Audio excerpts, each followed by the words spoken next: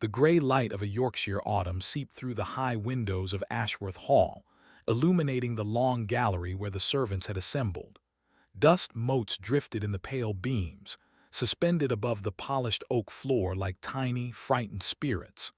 Mrs. Bramble, the housekeeper, stood with her hands folded into the starched white apron of her station. Her expression was one of grim ceremony. Beside her, a young woman waited with her hands clasped before her. Her name was Eliza Thorne. She was newly arrived from a posting in the South, her references impeccable, her manner quiet but unbroken. The other maids watched her from the corners of their eyes. They did not pity her. They simply waited for what they knew would come. The door at the far end of the gallery opened without a knock. He entered as if the house itself leaned toward him. Lord Nicholas Ashworth, only son of the Duke of Westmark, heir to an earldom of Cole and consequence, crossed the threshold with the unhurried confidence of a man who had never been denied a thing in his life. He was tall, broad-shouldered, dressed in riding clothes that had been cut by a London tailor and were now dusted with the evidence of a hard morning's gallop. His dark hair was touched with wind, and his eyes, a shade of hazel that could turn to flint in certain light, swept over the assembled staff. He did not speak. That was his way. He let silence do the wounding. Then he began his inspection. He stopped before a parlor maid named Daisy, a girl of no more than 19. Without a word, he reached out and straightened the collar of her uniform. His fingers were quick, almost gentle. Daisy flinched as though he had raised his hand to strike her. A small, sharp breath escaped her. Lord Nicholas tilted his head. "Why do you tremble?" he asked, his voice low and soft. "I have not broken you yet." Daisy's eyes filled. She stared at the floor. One tear slid down her cheek, then another. The other maids dropped their gazes. They had learned long ago that to witness a maid's humiliation was to risk sharing it. Nicholas moved on. He paused before a housemaid named Peggy who had been at Ashworth Hall for nearly 10 years. He looked at her hands, chapped and red from lye and cold water. He said nothing. He simply smiled, a small, private smile that did not reach his eyes. Peggy's chin quivered. She blinked rapidly. "Your hands are a disgrace to this house," he said. "You will scrub them with salt and lemon before you touch another tablecloth." Peggy nodded, her throat working. "Yes, my lord." He walked the length of the line, leaving a trail of wet cheeks and bowed heads. He did not shout. He did not curse. That was the horror of him. He spoke in that soft, almost tender voice, and his words found the hidden places where a person's worth had been stitched together, and he pulled. At last he reached the end of the line. He stood before Eliza Thorne. She was not like the others. Her hands were folded, yes, but they did not twist. Her shoulders were straight but not stiff. Her hair, a deep auburn, was pinned neatly beneath a white cap. Her eyes, the color of winter moss, lifted to meet his. She did not look away. Nicholas stopped. For the first time since entering the gallery, something in his bearing shifted. It was a small thing, a faint tightening at the corner of his mouth, a slight narrowing of his gaze. "You are new," he said. "I am, my lord." "You have been told what is expected here." "I have, my lord." He stepped closer. The air between them grew thin. He studied her face as though searching for the crack he always found. "Then you know that I do not tolerate insolence," he said. "Even silent insolence, especially silent insolence." "I have not been insolent, my lord," Eliza said. Her voice was steady. It did not rise to meet his challenge. It simply held its ground. A faint sound rippled through the room. It was the sound of the other maids inhaling and holding their breath. No one spoke. No one moved. Nicholas's expression did not change, but a muscle in his jaw tightened. "What is your name?" he demanded. "Eliza Thorne, my lord." "And what do you think you are doing?" "Eliza Thorne, looking at me as though you have the right to judge." She did not flinch. "I was not judging, my lord. I was only listening." "Listening," he repeated, as though the word tasted bitter. Yes, my lord. He took a final step forward. Now he was close enough that she could see the flecks of amber in his eyes, the faint shadow of his jaw, the small scar at his hairline that spoke of a boyhood fall or a fight. Then listen carefully, he said, his voice dropping to a near whisper. Every maid who has stood where you stand has wept before the week's end. You will be no different. You will break like all the others. And when you do, I will be there to watch. He turned and walked away.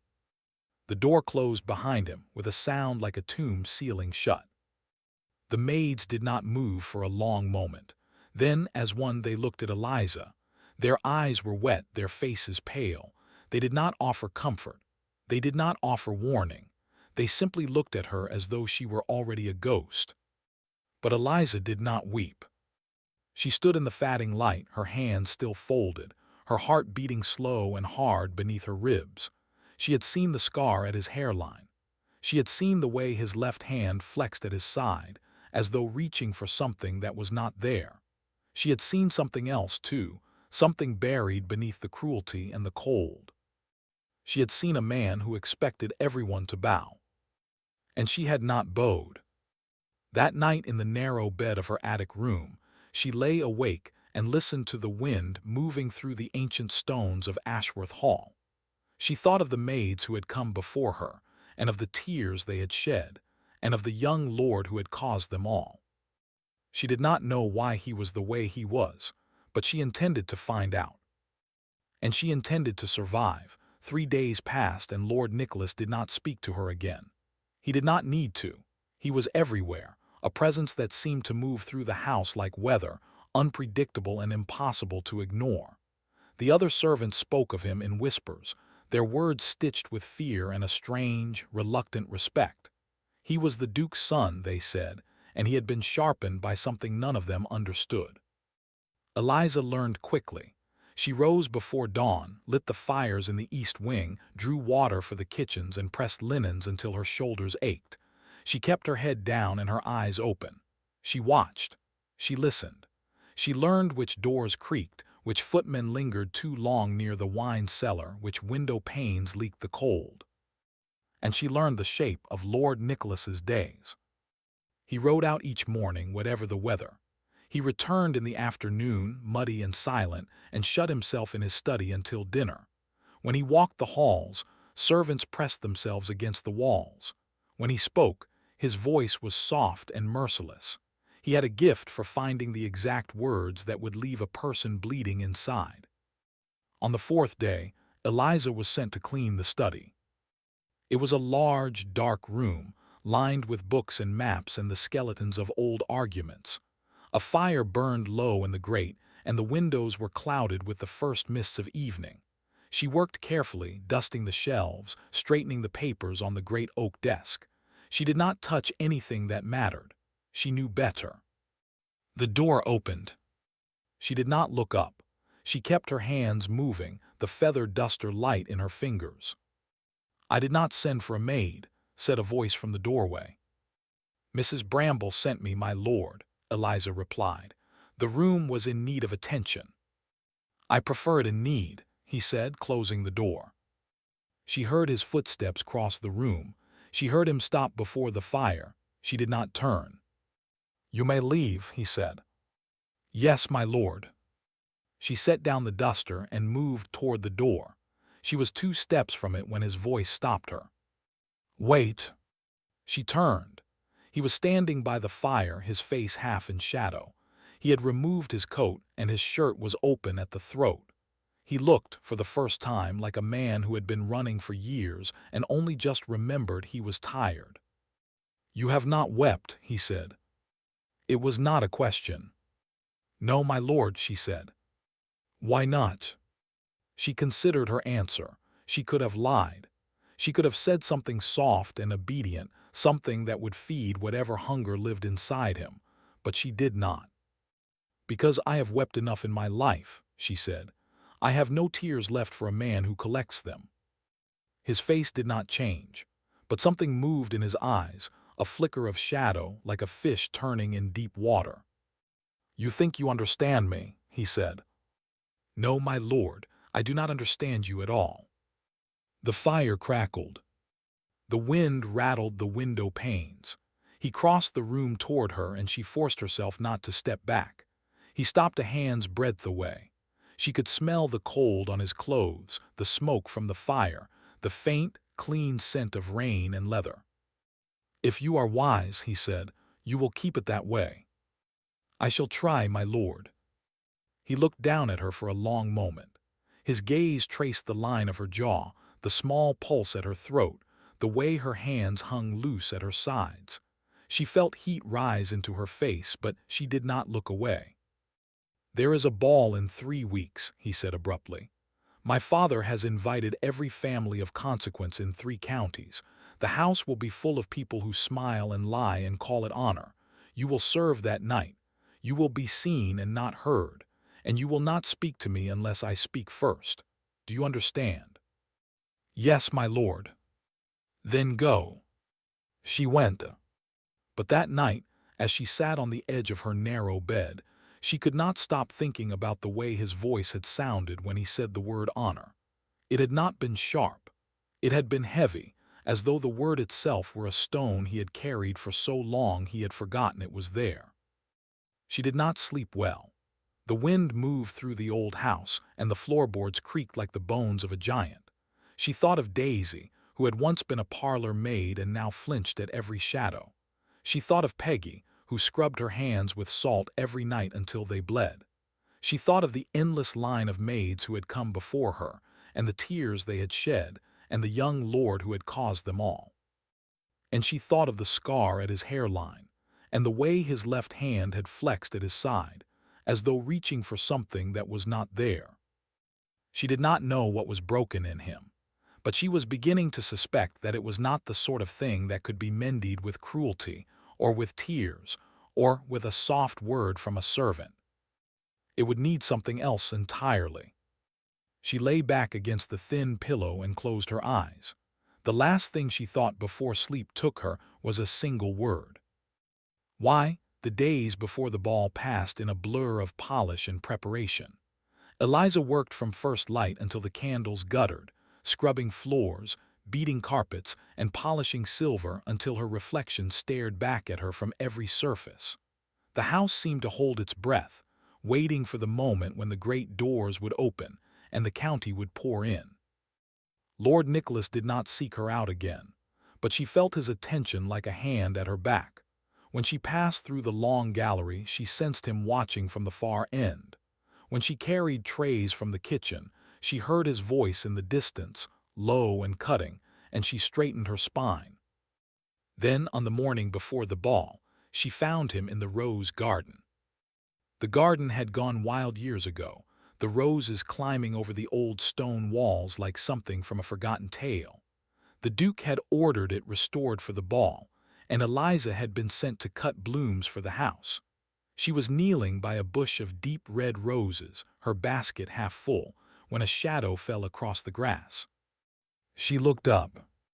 Lord Nicholas stood above her, dressed for riding, his boots dark with dew. His face was unreadable, but his eyes were restless, moving over the garden as though he had not truly seen it in years. "You are supposed to be inside," he said. "Mrs. Bramble sent me for flowers, my lord." "And you do everything Mrs. Bramble says." "She is my mistress, my lord. It is my place." He made a low sound, not quite a laugh. "Your place," he repeated. "How neatly you have learned it." She rose, brushing the soil from her apron. "Is there something you wish me to do, my lord?" He did not answer. Instead, he reached out and touched one of the roses, his fingers careful among the thorns.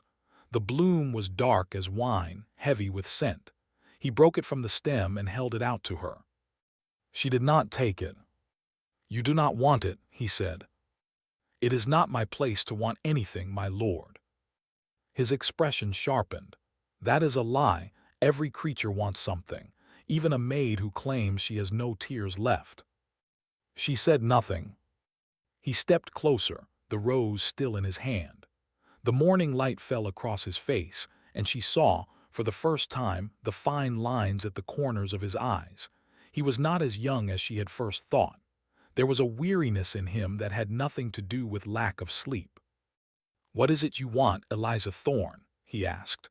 "What do you dream of when you lie awake in your narrow room?" Her heart began to beat faster. She kept her voice low. "I dream of a life that is my own," she said. "A small house, a bit of land, a door I can close and no one may enter without my leave. I dream of quiet, my lord, that is all." He stared at her. Then he laughed, and the sound was dark and bitter. "Quiet," he said. "There is no such thing, not anywhere, not for anyone." He let the rose fall to the ground. It landed in the dirt at her feet, its petals already bruising. "Tomorrow night," he said, "you will serve in the great hall. You will wear a clean apron and a white cap. You will be invisible. And when the dancing begins, you will stand by the wall and watch the people of consequence smile and lie and call it honor. You will see what their quiet is worth." He turned and walked away, his boots leaving dark prints in the damp grass. Eliza stood alone in the rose garden, the fallen flower at her feet. She bent and picked it up. The petals were soft and cold, and the scent clung to her fingers like a warning. She carried it inside and hid it beneath her pillow. That night the dream came again. She was a child, standing in a doorway, watching her mother weep. There was a man with a hard face and a voice like breaking glass. He was taking something from them, something that could not be replaced. And when he left, her mother sat on the floor and did not move for a long time. Eliza woke with her face wet. She had lied to the young lord. She had tears left after all. The ball began at 9. Eliza stood by the wall of the great hall, a tray of champagne glasses balanced in her hands, and watched the room fill with silk and jewels and laughter. The Duke had spared no expense. Candles blazed from every chandelier. Music floated from the gallery. The floor gleamed like dark water, and the dancers moved across it in a swirl of color and ambition. She searched the room without moving her head. She saw Lady Ashworth, the Duke's wife, a woman of pale beauty and nervous hands, moving among her guests like a ghost in an expensive gown. She saw the Duke himself, a broad man with a face like carved granite, standing at the center of the room as though he owned every breath in it. And then she saw Lord Nicholas. He was standing by the far windows, dressed in black and silver, a glass in his hand. He was not dancing. He was not laughing. He was watching the room with the expression of a man who had seen 100 such nights and found them all hollow. Their eyes met across the crowded floor. For a long moment, neither of them moved. The music swelled. The dancers turned. The candles guttered in a draft from the open windows. Then he raised his glass just slightly, in a mocking toast. And something in Eliza's chest tightened like a fist. She did not look away. The night had only begun, but she knew, with a certainty that felt like prophecy, that before it ended, something would break. She did not yet know which of them it would be. The dancing had not yet reached its height when the first sign of trouble appeared. A girl stood alone at the edge of the floor, her face flushed, her hands twisting in her skirts. Her name was Mary Ainsworth, and she was the youngest daughter of a baronet whose fortune had thinned to a whisper. She had been standing there for nearly an hour, waiting for a partner who never came. The other young ladies had noticed. The young men had not. Lord Nicholas noticed. He set down his glass and crossed the floor toward her. The crowd parted around him without knowing it, bodies shifting like grass in a current. He moved with that easy, unhurried grace that made every head turn. When he reached Mary Ainsworth, he bowed, low and formal, and offered his hand. "Miss Ainsworth," he said, loud enough for those nearby to hear, "I have been searching the room for you. May I have the honor?" Mary's face went from flushed to pale. Her mouth opened and closed. She looked as though she had been offered a rose and a blade in the same breath. "My lord," she whispered, I do not know the steps." "Then I shall teach you," he said. He took her hand and led her onto the floor. The musicians, sensing the shift, began a new dance. The other couples made room, and for the next 20 minutes, Lord Nicholas Ashworth danced with the youngest Ainsworth girl, as though she were the most important woman in the room. He was graceful, he was attentive. He did not mock her when she missed a step. He simply guided her, his hand light on her waist, his voice low and steady. And when the dance ended, he bowed over her hand and kissed the air above it. "There," he said, "now the room knows what I have known all evening. You are the only woman here worth watching." Mary Ainsworth burst into tears. Not quiet, ladylike tears, but great, gulping sobs that shook her whole body. The music faltered. The dancers stopped. The room fell into a silence so complete that Eliza could hear the candles burning. And then Lord Nicholas laughed. It was not a cruel laugh. It was worse. It was kind and warm and full of something that sounded almost like affection. He did not release Mary's hand. He held it gently, as though she were a child who had scraped her knee. "There, there," he said softly. "I have made you cry. I am very sorry. I always make them cry, don't I?" Mary could not speak. She shook her head, her shoulders heaving. "Come," he said, "let me take you somewhere quiet." He led her from the floor, his hand gentle at her elbow, his head bent toward her as though she were the only person in the world. The crowd watched them go. No one moved to stop him. No one spoke. Eliza watched too, her heart pounding. She knew what she had just seen. It was not kindness. It was not cruelty. It was both, twisted together into something she could not untangle. He had lifted that girl up, not because he cared for her, but because he wanted to watch her fall. He had made her cry, not with words, but with tenderness. It was the most terrible thing Eliza had ever witnessed. But she had seen it from the wall. She had seen the way his hand had trembled just slightly when Mary began to sob. She had seen the way his jaw tightened, as though he were enduring something instead of enjoying it. And she had seen the look on his face as he passed her by. It was not triumph. It was grief. She did not move for a long time. The music resumed. The dancers returned to the floor. But the night had changed. Something had been revealed, a crack in the polished surface of the air of Ashworth Hall, and she could not look away from it. Later, when the guests had gone and the house had settled into its uneasy sleep, Eliza slipped down the back stairs and out into the cold garden. The moon was high, the roses silvered with frost. She walked to the place where he had dropped the flower, and she stood there, shivering. She did not know why she had come. She only knew she could not stay in her narrow room, with the ceiling pressing down and the silence full of what she had seen. A sound came from behind her. She turned.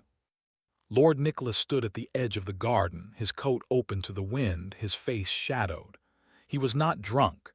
He was not smiling. He was simply standing there as though he had been waiting for her all along. "You saw," he said. "Yes, my lord." He took a step forward, then another, until he was close enough that she could see the moon in his eyes. "Do you think I am a monster?" he asked. She did not look away. "I think you are a man who has been hurt in ways he cannot speak of," she said, "and I think you have learned to hurt others before they can hurt him."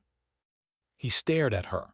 The wind moved through the garden and the roses trembled.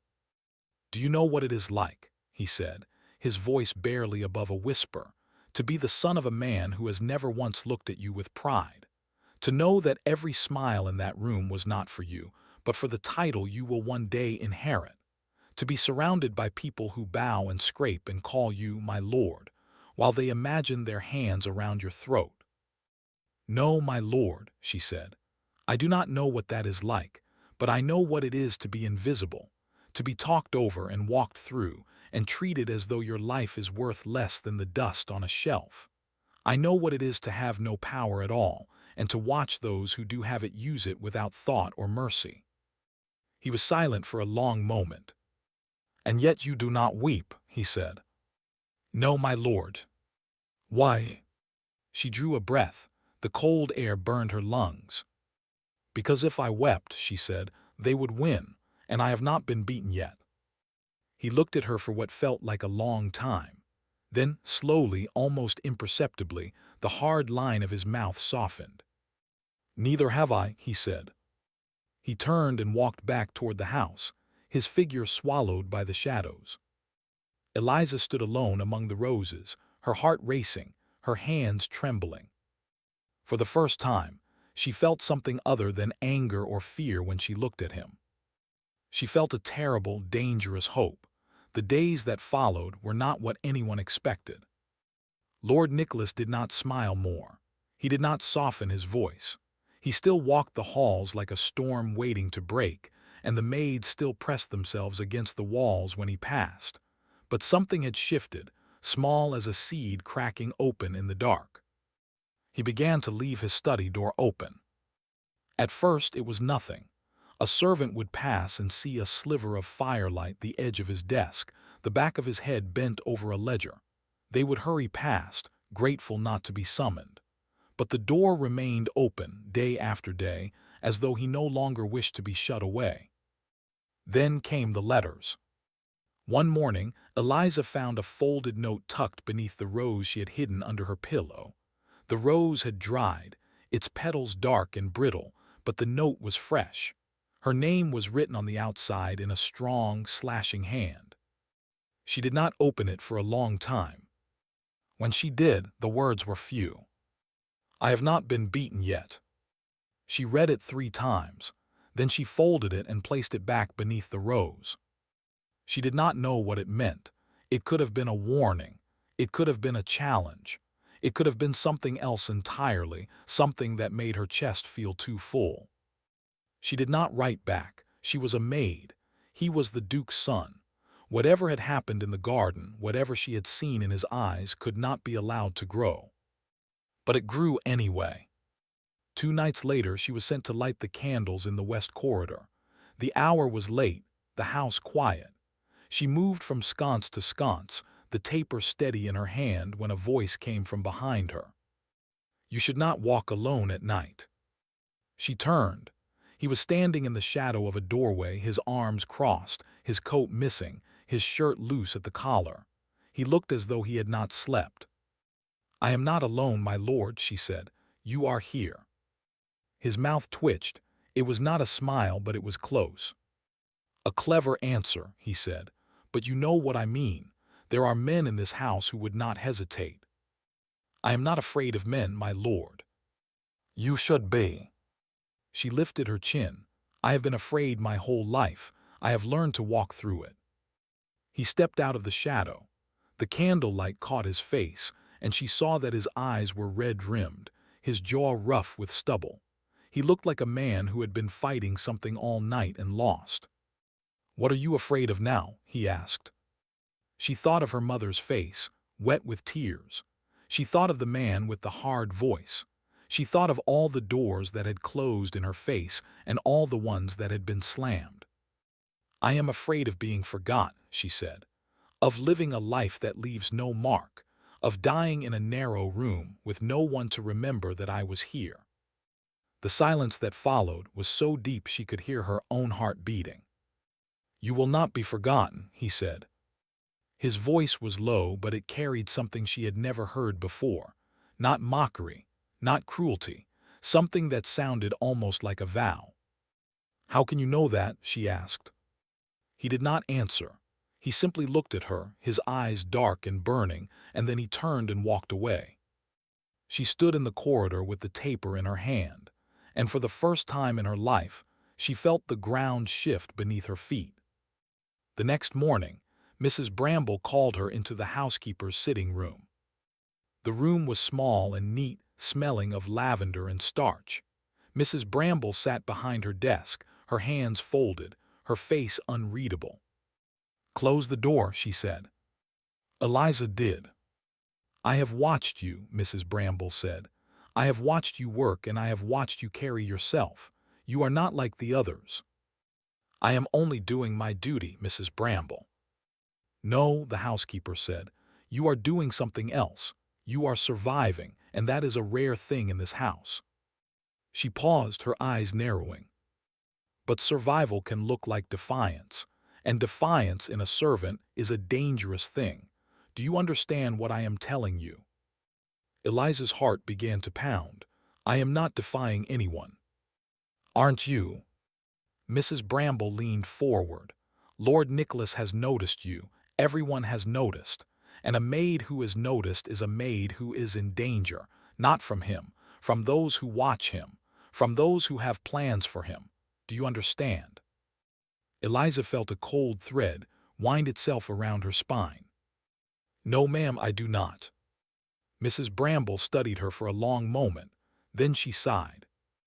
"The Duke," she said quietly, "has chosen a bride for his son. She will arrive at the end of the month.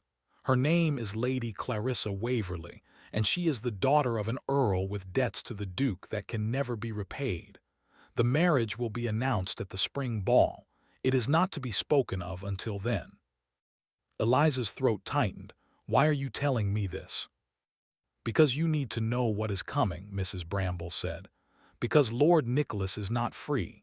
And because whatever you think you see in him, whatever small kindness has passed between you, it cannot be allowed to grow, for his sake, and for yours."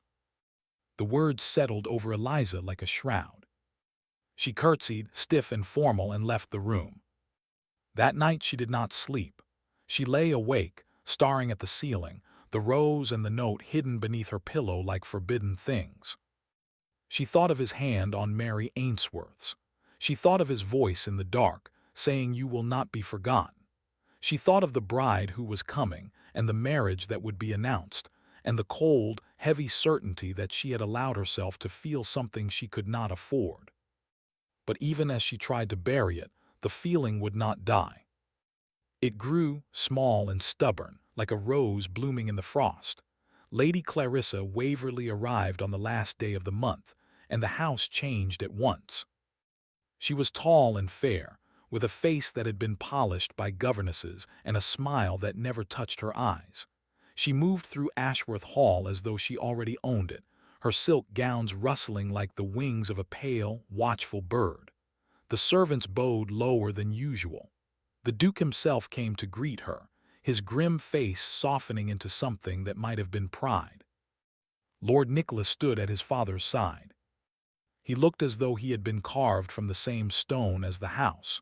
His face was blank, his eyes empty. When Lady Clarissa offered her hand, he took it and bowed over it with perfect, mechanical courtesy. "My lord," she said, her voice like a silver bell, "I have heard so much about you." "And I about you," he replied.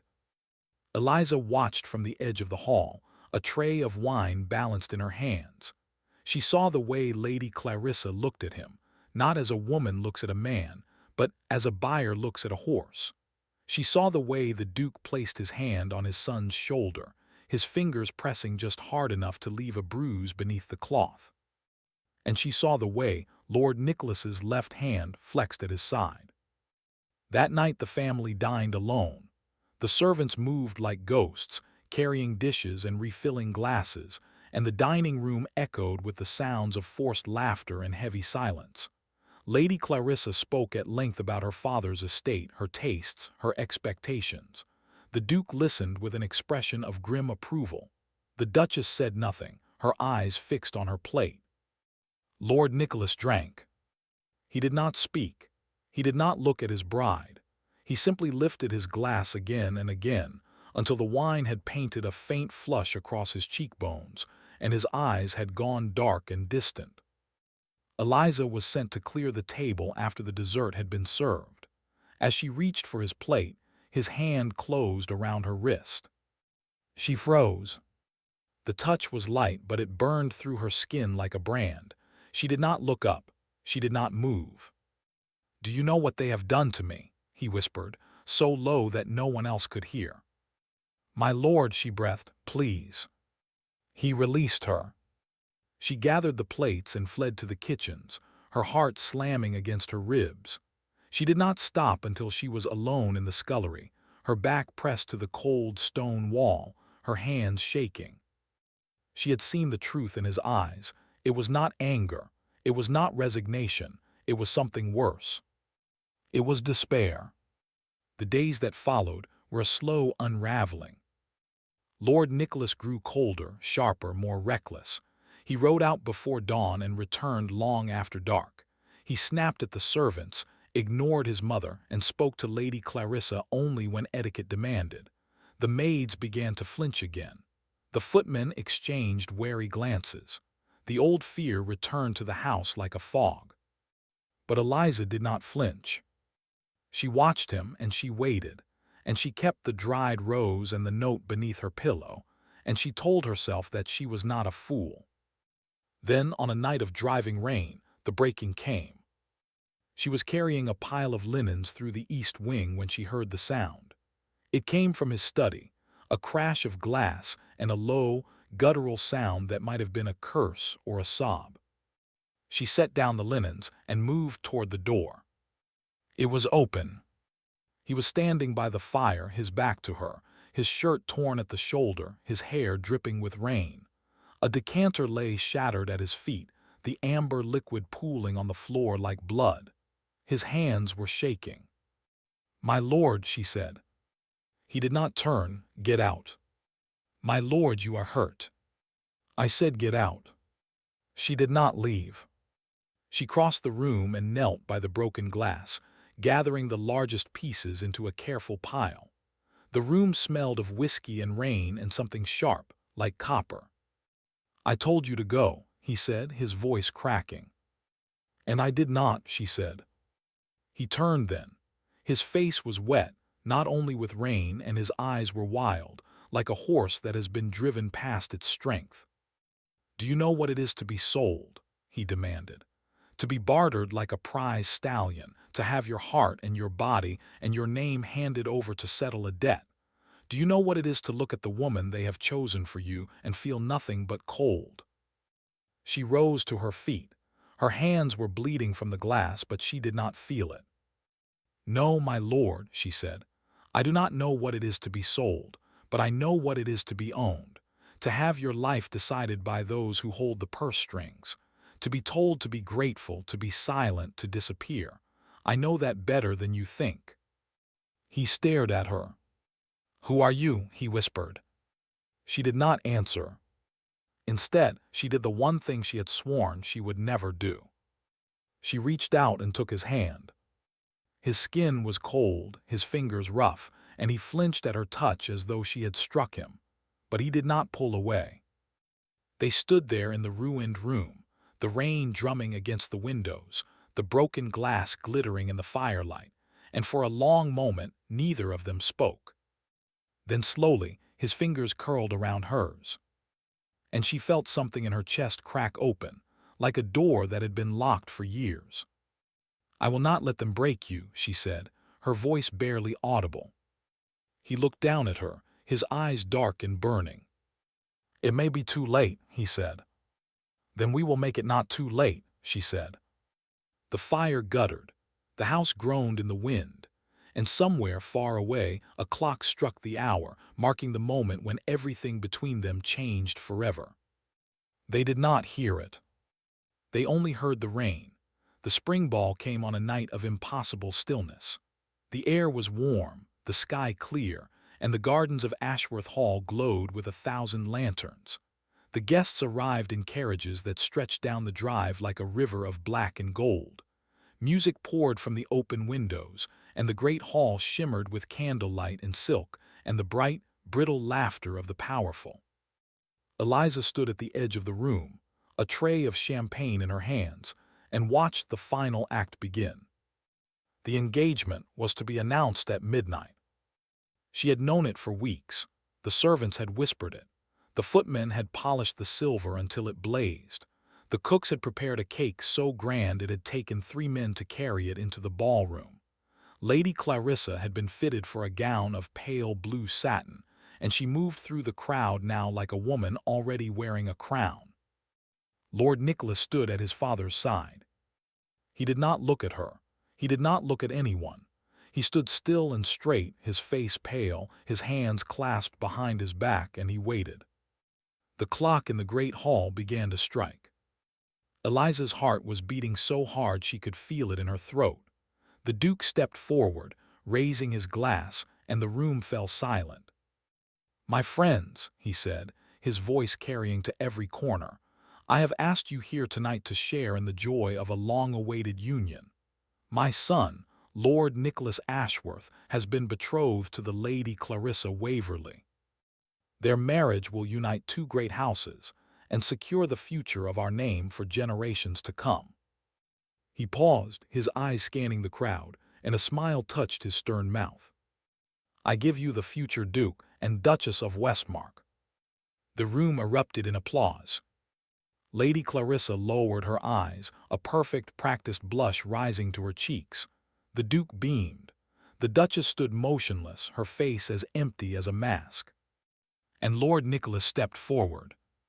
He raised his own glass, and the applause died. "I thank you, Father," he said, his voice carrying without effort, "but I am afraid there has been a misunderstanding." The room went still. The Duke's smile vanished. "What is the meaning of this?" Nicholas set down his glass. He did not look at Lady Clarissa. He did not look at his father. He looked across the crowded room, and his eyes found Eliza. And he spoke. "I will not marry Lady Clarissa," he said. "I will not be sold to settle a debt, and I will not spend my life in a house built on lies. I would rather live as a man without a title than a man without a soul." The silence that followed was so deep that Eliza could hear the candles burning. The Duke's face went white, then red. "You will do your duty," he said, his voice shaking with rage. "You will do as you are told, or I will cast you out without a penny." "Then cast me out," Nicholas said. He turned and walked away from his father, away from Lady Clarissa, away from the glittering crowd. He walked across the polished floor, past the stunned guests, past the frozen servants, and he stopped before Eliza. She stared up at him, her tray forgotten, her heart pounding. "I have been a coward," he said, his voice low and rough. "I have hurt everyone who came near me because I could not bear to be hurt first. But you came here and you did not bow and you did not break. You saw the worst of me and you stayed. You told me I had not been beaten yet, and you were right." He reached out and took her hand. The room gasped. "I cannot offer you a title," he said. "I cannot offer you wealth or comfort or the approval of those who think they own the world. But I can offer you my heart, such as it is, and my name, if you will have it. I can offer you a life of my own choosing, and I choose you." Eliza could not speak. Her eyes burned. Her throat ached. She had dreamed of a door she could close, a life that was her own. She had never dreamed of this. "My lord," she whispered, "I am only a maid." "No," he said, "you are the only person who ever told me the truth." The Duke's voice exploded across the hall. "This is madness. You will ruin us all." Nicholas did not look back. "Then let it be ruined," he said. "I would rather have one honest love than 100 grand deceptions." He pulled Eliza gently from the wall, and together they walked toward the great doors. The guests parted before them like a sea of silk and shock. The music had stopped. The candles flickered in the sudden draft. And then from the crowd, a voice rang out. "Wait!" It was the Duchess.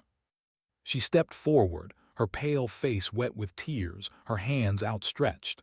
For the first time in all the years of her marriage, she looked alive. "I will not lose my son," she said, her voice trembling. "Not to this house, not to this lie." She turned to the Duke. "Let them go," she said, "or I will tell the world what you did to me and to him and to every poor soul who ever stood in your shadow." The Duke stared at her, his face a mask of shock and fury. And the silence stretched on, until at last the Duke turned away. "Get out," he said. "All of you get out of my house." Nicholas did not hesitate. He led Eliza through the doors, into the cool, clean night, and the stars were waiting for them, bright and indifferent and beautiful. They walked in silence for a long time, through the rose garden and down the long drive, past the carriages and the curious eyes, until they reached the gate. Then he stopped. "I have no money," he said. "No home, no future. Only my hands and my name, and I do not even know if my name is worth anything now." She looked up at him, her face wet with tears, and she smiled. "I have a bit of land," she said. "A small house, a door I can close and no one may enter without my leave." He blinked. "What?" "I am not only a maid," she said. "I am Eliza Thorne, and my mother left me a cottage in the north and a small inheritance that no one knew about. It is not much, but it is enough. It is enough for us." He stared at her, and then he laughed, a broken, joyful sound that cracked through the night. "You have been hiding this from me." "I have been hiding many things, my lord." "I am not a lord any more," he said. "No," she said, "you are something better. You are free." He pulled her into his arms, and she buried her face in his chest. And for a long time they simply stood there, holding each other, while the distant lights of Ashworth Hall burned behind them like a world they had left behind. But they did not look back. They had a long road ahead, and a small house in the north, and a door that would close behind them, and no one would enter without their leave. And for the first time in both their lives, that was enough. It was more than enough. It was everything.